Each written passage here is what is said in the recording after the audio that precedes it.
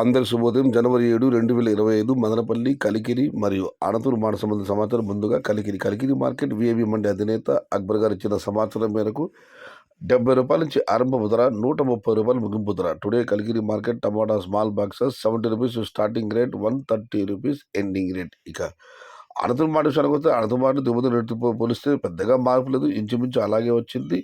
నిన్న 52,000 చెనికలు దిగుమతి అయితే ఈరోజు అసంఖ్య స్వల్పంగా తగ్గింది, 50,000. టుడే అణతూరు market tomato stock 50,000 small crates. ఇక మదనపల్లి మార్కెట్ విషయానికి వస్తే